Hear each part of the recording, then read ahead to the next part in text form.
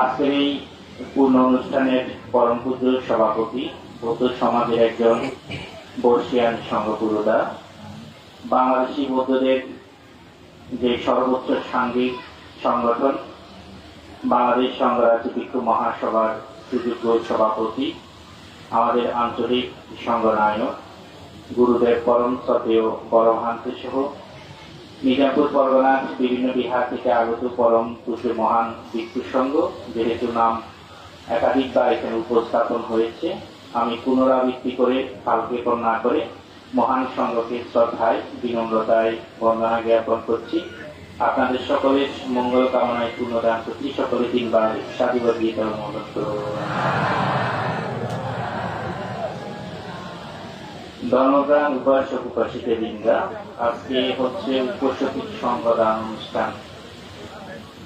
তো এই সংঘদান অনুষ্ঠানের মধ্যেই আমরা দেখি প্রত্যেক বছর আমাদের একজন সংঘপুরোধা, যে সময় আমাদের এই মিরিশরাই অঞ্চলের মধ্যে ধর্ম প্রচারের জন্য খুবই অল্প সংখ্যক বৌদ্ধ ভিক্ষু ছিল, যারা অতীব কষ্ট স্বীকার করে মহাকারণিক বুদ্ধের সেই ধর্মকে মিরিশরাই অঞ্চলের পাশাপাশি আমাদের কুমিল্লা অঞ্চল, নোয়াখালী অঞ্চল, ফেনী অঞ্চল এবং বিভিন্ন দিকে গমন করে এবং সুদূর আমাদের ত্রিপুরা অঞ্চলে গিয়েও যারা ধর্ম প্রচার করেছিলেন, তাদের মধ্যে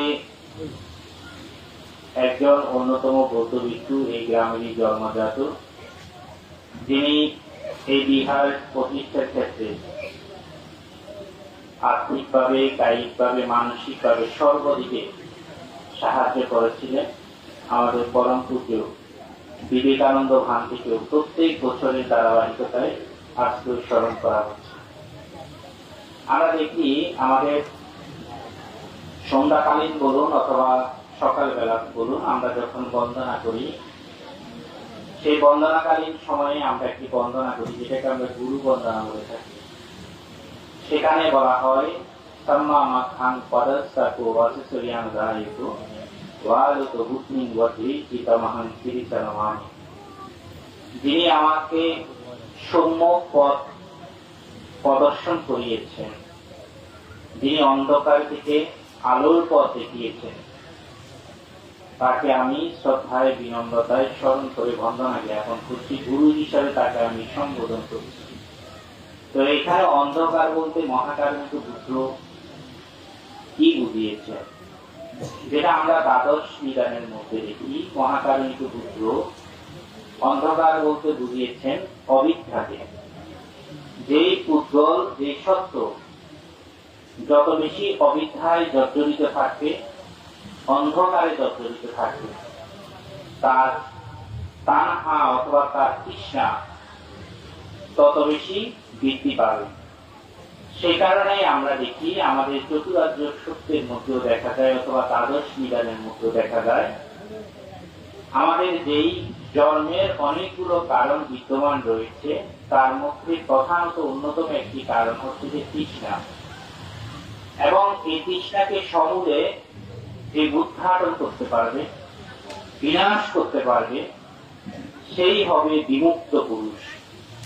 সেই দিক থেকে আমরা দেখি আমাদের গরিব বসন্দারী, আমাদের পরম পূজ্য বিবেকানন্দ ভান্তে মহোদয়, যিনি ধর্ম প্রচারের জন্য নিজের জীবনকে উৎসর্গ করেছেন। বুদ্ধের সেই নৈর্বাণিক ধর্ম, যেটা আলোয় প্রজ্বলিত ধর্ম, নৈর্বাণিক ধর্ম, সেই ধর্ম প্রচার করেছেন। অঙ্গুত্তর নিকায়ের মধ্যেও আমরা দেখি মহাকারণিক বুদ্ধ, তিনি তিন ধরনের পুদ্গলের মধ্যে এক ধরনের পুদ্গল তিনি বলেছেন দুর্লভ। তারা হচ্ছেন যে যারা আমাদের ধর্ম প্রচারক, যাদেরকে আমরা ভিক্ষু বলে থাকি। যে ভিক্ষু আজ হতে 2500 বছর পূর্বে জগৎ পূজ্য মহাকারণিক বুদ্ধ তিনি প্রতিষ্ঠা করেছিলেন, এবং প্রতিষ্ঠার পরবর্তী সময়ে মহাকারণিক বুদ্ধ এমন করে বলেছিলেন, বহুজন হিতায় বহুজন সুখায় জগতে বিক্ষোভে চালিত, বহুজনের হিতের জন্য, বহুজনের কল্যাণের জন্য হে ভিক্ষুগণ, তোমরা চতুর্দিকে বিচরণ করো। সেই ভিক্ষুগণ মহাকারণিক বুদ্ধের সেই নির্দেশকে বুকে ধারণ করে এখনো পর্যন্ত সেই বুদ্ধের ধর্ম প্রচার করে যাচ্ছে। কোন একটি সময়, যেটা আমি প্রারম্ভেই বলেছি, আজ হতে 30-40 বছর আগেও যদি 20 বছর করা হয়, খুবই অল্প সংখ্যক ভিক্ষু ছিল আমাদের এই বঙ্গ উপমহাদেশের মধ্যে। বুদ্ধের সময়কালীন সময়ে যদিও অধিক পরিমাণে ছিল, কিন্তু পর্যায়ক্রমে তা দেখা যায় আস্তে আস্তে আমাদের থেকে বিলুপ্ত হয়ে যায়। কিন্তু পরবর্তীতে আমরা দেখি আবার এখন আমাদের সেই ভিক্ষু সংঘ আমাদের চক্ষুর সম্মুখে, যাদেরকে আমরা পূজা করি, অর্চনা করে থাকি। আবার দেখা যায় মহাকারণিক বুদ্ধ এমন বলেছেন, যখন এই পৃথিবীর মাঝে শূন্যকল্প শুরু হবে, তখন কিন্তু আবার এই মহান ভিক্ষু সংঘ বিলুপ্ত হয়ে যাবে। তখন আপনি যে পূজা করবেন, অর্চনা করবেন, শ্রদ্ধা করবেন, ভক্তি করবেন, গারবতা করবেন, এমন কোন ধর্ম, যাজক বা ভিক্ষু সংঘ আপনি খুঁজে পাবেন না। যার কারণে যেটা আমরা অভিধর্মের সেই উজ্জ্বল প্রবৃত্তির মধ্যে দেখি, আমাদের সত্যগণ, আমাদের জীবগণ, আমাদের মনুষ্যগণ, পুদ্গলগণ তম থেকে তম পরায়ণ, অন্ধকার থেকে অন্ধকারের দিকে ধাবিত হবে। কারণ তারা তখন আর সঠিক নির্দেশনা পাবে না। যেমন করে একটি পরিবারের মধ্যে একজন পিতা থাকলে অথবা মাতা থাকলে, একজন অভিভাবক থাকলে, সেই পরিবারকে তাদের সন্তানকে নির্দেশ দিয়ে সঠিক সুপথে পরিচালিত করে, ঠিক তদ্রূপ একজন ভিক্ষু দেখা যায় একটি সমাজের মধ্যে, একটি বিহারের মধ্যে অবস্থান করে একটি সমাজকে অথবা বিহার কেন্দ্রিক সকল উপাসক উপাসিকাকে সুপথে তারা কিন্তু পরিচালিত করে।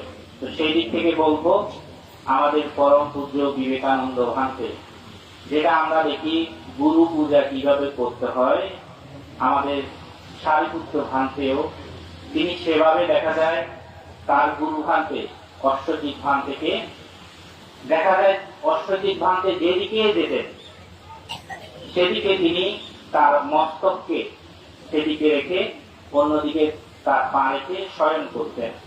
কোন এক সময় দেখা যায় তিনি এমন ভাবে শয়ন করেছিলেন, তার সেই পাদয় দেখা যায় বুদ্ধের যে গন্ধকুটির, সেই গন্ধকুটিরের দিকে হয়েছিল, যার ফলশ্রুতিতে ভিক্ষু সংঘ সেখানে সমালোচনা করেছিল, মহাকারণিক বুদ্ধকে সেই বিষয়ে জ্ঞাত করেছিলেন। মহাকারণিক বুদ্ধ তিনি যেহেতু সর্বজান্তা, তিনি পরবর্তীতে তার সেই ভিক্ষু সংঘ, যাদের মধ্যে সন্দেহ উৎপন্ন হয়েছিল, সেই সন্দেহ দূরীভূত করেছিলেন এভাবে যে সারিপুত্র ভান্তের গুরু হচ্ছে অষ্টজিৎ ভান্তে। সুতরাং সেই গুরুকে শ্রদ্ধা ভক্তি করার জন্য তার সেই গুরু যেদিকে গমন করেছে সেই দিকে তিনি মাথা রেখেছিলেন। এখানে তিনি তথাগতকে কখনো অশ্রদ্ধা বা অভক্তি তিনি প্রধান করেননি। সময় স্বল্প, ভান্তে বলেছেন, যেহেতু এখানে অনেক ভিক্ষু সংঘ আছেন, তারা দেশনা করবেন, শুধু এইটুকু বলবো, এখানে আমাদের বিবেকানন্দ ভান্তে যেমন করে তিনি আমাদের গুরু, ঠিক তদ্রূপ প্রত্যেক পরিবারের মধ্যে আমরা এখন দেখছি আমাদের ধর্মীয় চিন্তা চেতনার অবক্ষয় হচ্ছে। আর সেই অবক্ষয়ের প্রধান কারণ হচ্ছে যে আমাদের ধর্মীয় শিক্ষা। আপনাদের প্রতি আহ্বান করব, আপনাদের সন্তানকে অন্তত ধর্মীয় শিক্ষায় সুশিক্ষা প্রদান করুন। একজন সন্তান যখন তার পিতা মাতাকে শ্রদ্ধা ভক্তি গারবতা প্রদর্শন করবেন, তার পরবর্তী সময় দেখা যায় সেই বুদ্ধ ধর্ম এবং সংঘকে শ্রদ্ধা ভক্তি গারবতা প্রদর্শন করবে। যে সন্তান তার পিতা মাতাকে শ্রদ্ধা ভক্তি গারবতা প্রদর্শন করা, সেই সন্তান কিন্তু বুদ্ধ ধর্ম এবং সংঘকে অথবা তার গুরু আচার্যদেরকেও সম্মান প্রদর্শন করবে না। কারণ পৃথিবীর মাঝে আদি শিক্ষক যাদেরকে বলা হয় তারা হচ্ছে যে পিতা মাতা। সুতরাং একজন সচেতন অভিভাবক হিসাবে আমাদের যে বিষয়টি সর্বপ্রথম করা দরকার সেটি হচ্ছে যে আমাদের সন্তানকে যথাযথভাবে ধর্মীয় শিক্ষা প্রদান করা। সে কারণে যারা এখানে অভিভাবক আছেন, আপনাদের প্রতি আহ্বান করব, সকাল সন্ধ্যা আপনাদের সন্তানকে অন্তত আপনার পাশে রেখে বন্দনা কর্ম সম্পাদন করুন, তাকে ধর্মের দিকে ধাবিত করুন, ধর্ম জ্ঞান তার মধ্যে জাগ্রত করুন। শেষান্তে আপনাদের সকলের জয়মঙ্গল কামনা করে আজকে যাকে শ্রদ্ধায় গাঢ়তায় স্মরণ করা হচ্ছে পরম পূজ্য বিবেকানন্দ খান থেকেও বন্দনা জ্ঞাপন করে উপস্থিত মহান সংঘকে আবারও বন্দনা জ্ঞাপন করে আমি আমার নাতিদীর্ঘ ধর্মদান এখানে সমাপ্তি করলাম। জগতের সকল প্রাণী সুখী হোক।